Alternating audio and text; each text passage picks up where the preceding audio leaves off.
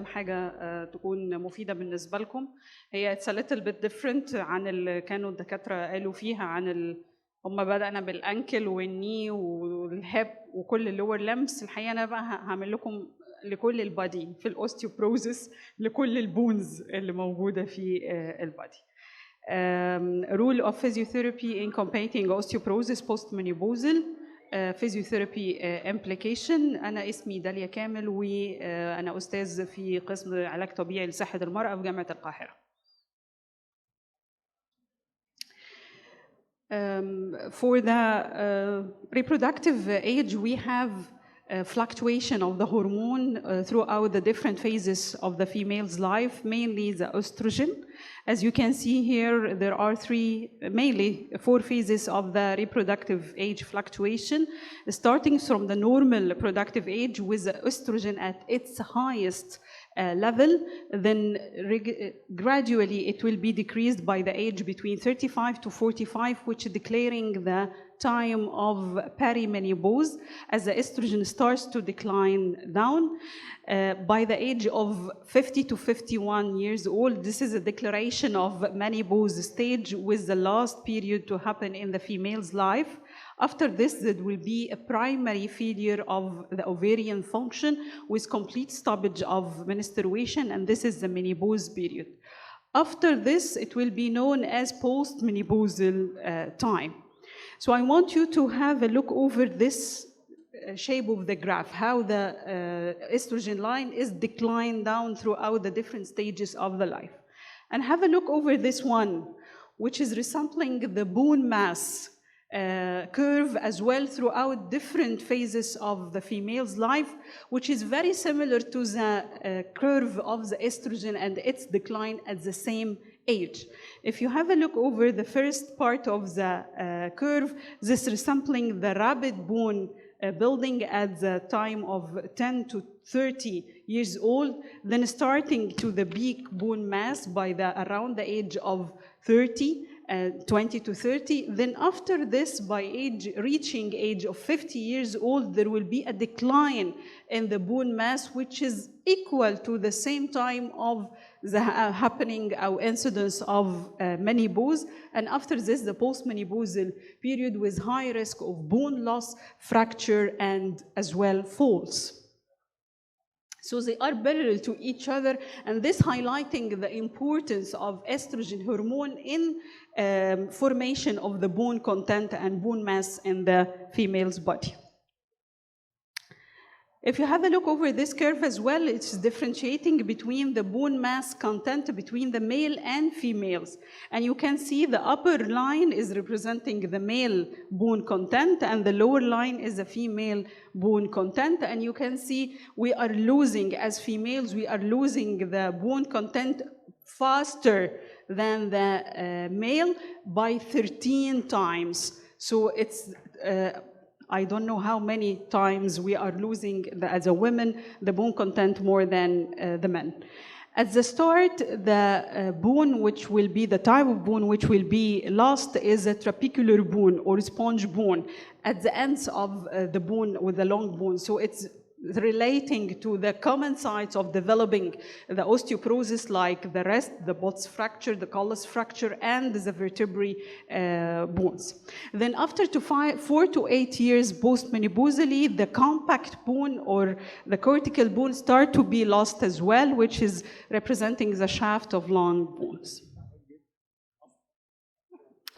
So here is highlighting the pathogenesis of osteoporosis in postmenopausal women and highlighting what are the components which is have a hand in this development of osteoporosis. As you can see here, the estrogen is #1 cause of developing osteoporosis, and we mentioned why.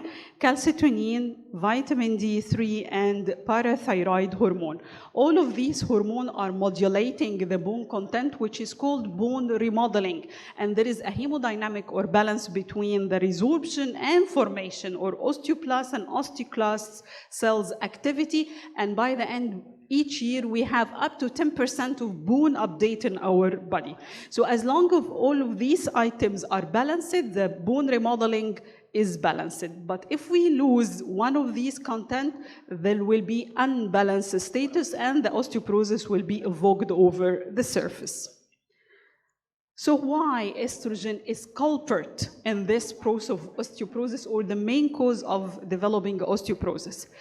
These are the function of osteoporosis, and by going to the menopausal period will be lost all of these benefits. The estrogen is decreasing sensitivity of bone mass to a parathyroid hormone, so we are keeping our content of bone mass. Increase the production of calcitonin, increase the calcium resorption by the intestine and its excretion from the kidney, and direct effect on the bone as they are rich in estrogen receptors. By decreasing of estrogen by the incidence of menopause, we will lose all of these advantages and osteoporosis will be developed. So why it's important to discuss this topic, the osteoporosis, and we can call it its epidemic, so it's very widely affecting females around the world, which is up to 200 million people are suffering from osteoporosis. It has, of course, impact on the quality of life and developing fractures and bedridden and disability, which is relying with the title of our conference today. On the other hand, it has a burden over the socioeconomic aspect, because there are a lot of costs invested in the treatment of osteoporosis and its consequences of fractures. Up to 299 million USD dollars will be spent over the treatment. For the spreading of osteoporosis, 1 in every 5 women above or at the age of 50 will develop osteoporosis, while in comparison to 1 in 20 men will develop osteoporosis at the same age category. This is worldwide. What about Egypt? As we said, there are consequences of osteoporosis like the fracture. For example, here's a fracture of hips. They make a prevalence or incidence, I can say, for the hip fracture among Egyptian population, and they found per 100,000 population, there will be 55 male will affected by hip fracture in comparison to 123 female affected by hip fracture as a consequence of osteoporosis.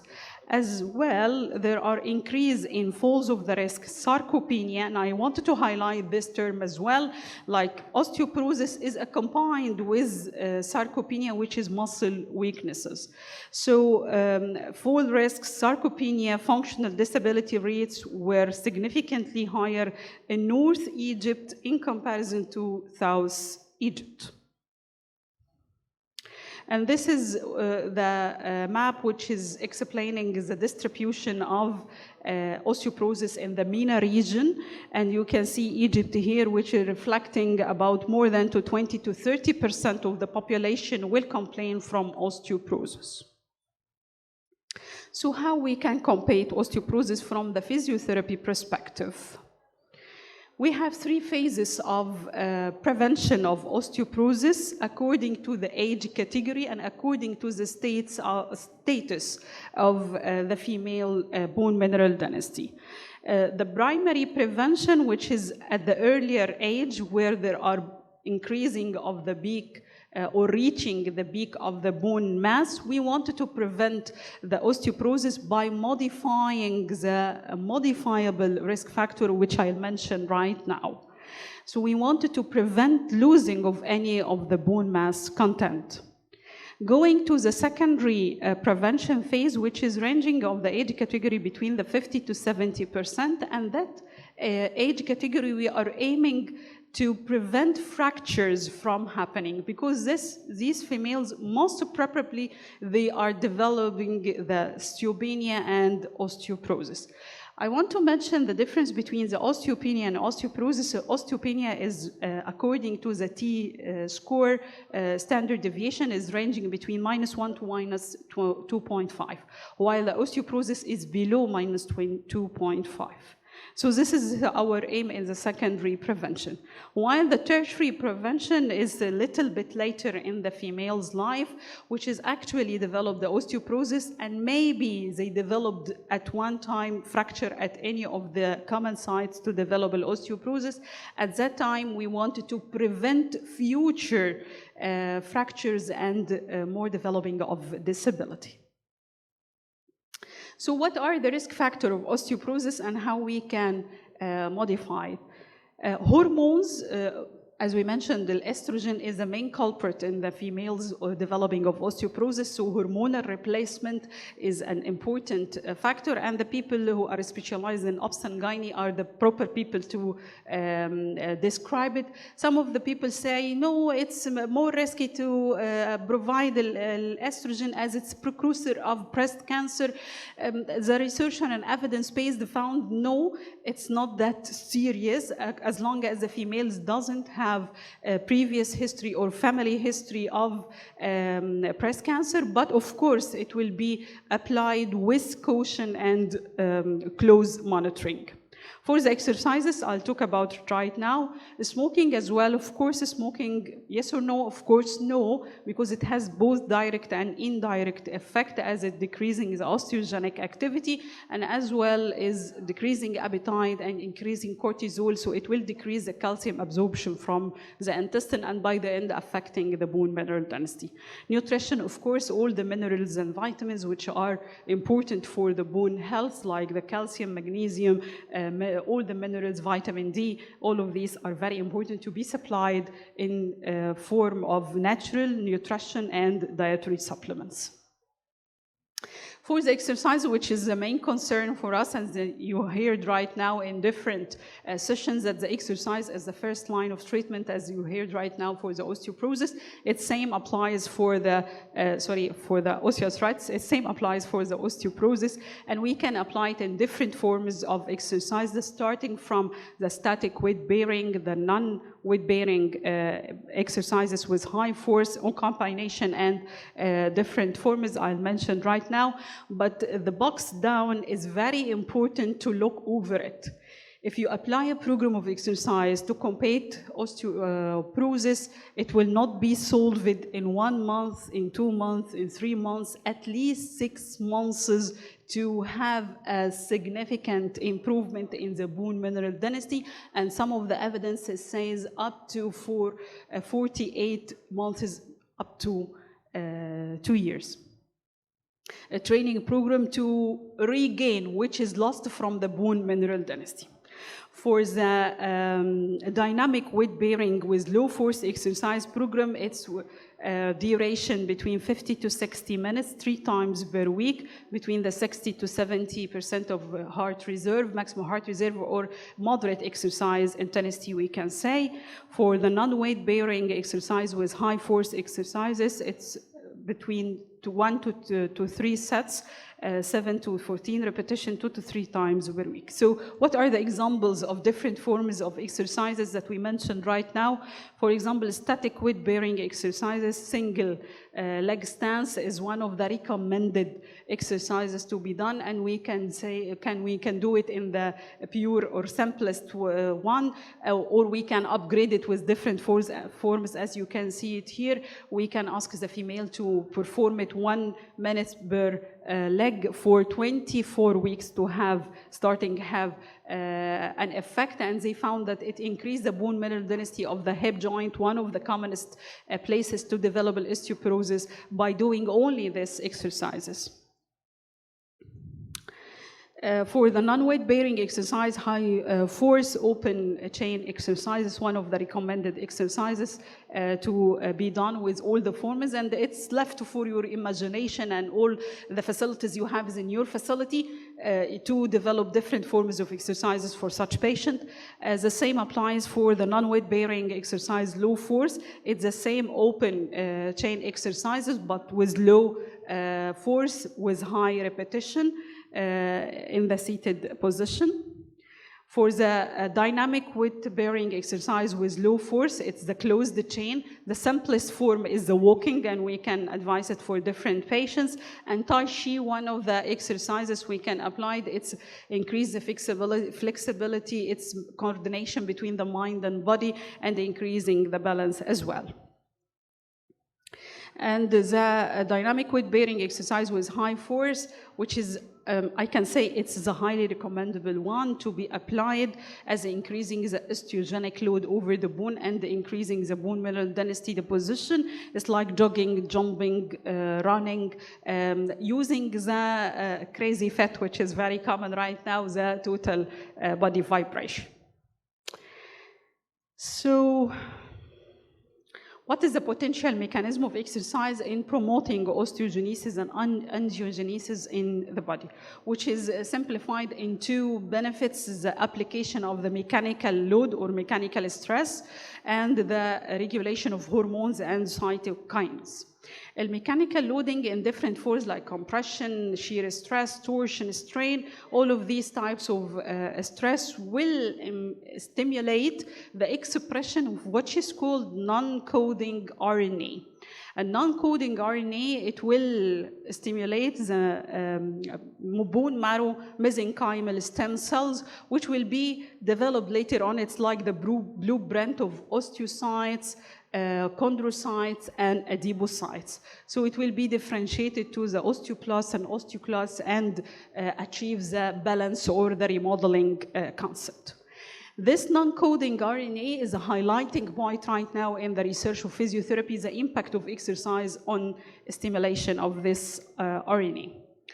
As well, it will increase this loading, it will increase the angiogenesis, which is expanding of the vascular network at the ends of the bone, which is bringing more oxygen and nutrients for the bone for building up of its content.